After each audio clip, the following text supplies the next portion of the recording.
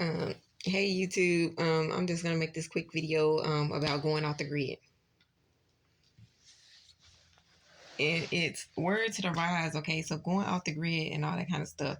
I know everybody is going natural and going back to their roots and all those things, and trying to save an extra coin or extra penny or dollar by going off grid. But beware, okay, beware when you go off grid, okay, because it's some crazy people out there. Okay, so you go off grid, but it's other people already off grid that's been off grid, and maybe they don't have no money, and they're just waiting for somebody to come along and take their money. Okay, um, and not only that, they might be ex-convicts. They might be escapees from prison. I mean, it's just a dude that just escaped from prison that is out there in the wilderness. Okay, I don't think they have found him yet. Okay, so people like that are out there off the grid.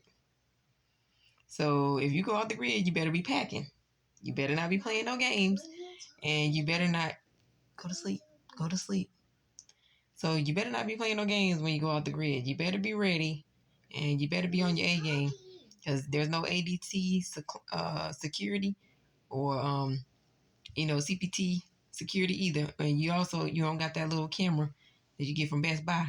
Okay, and then your nearest neighbor is not, you know, 1 or 2 minutes away or 5 minutes away, and your nearest police officer and all these services that we pay for when in our taxes, those people are not here. Okay, so when you get out on the wilderness by yourself and you try to go against ex-convicts or criminals, then you're gonna have a wake up call on why people have went to live in the suburbs, not necessarily city, but the suburbs. So it's not quite, out there in the wilderness, but it's not quite in the city. So I would just rethink going off the grid completely, and come up with a different game plan. And then also I was gonna say too, when it comes to the nature out there, nature, you're not really used to it until you've been out there for a while. So it's almost like when you're going natural with your hair, you're not used to your hair being all rough and coarse.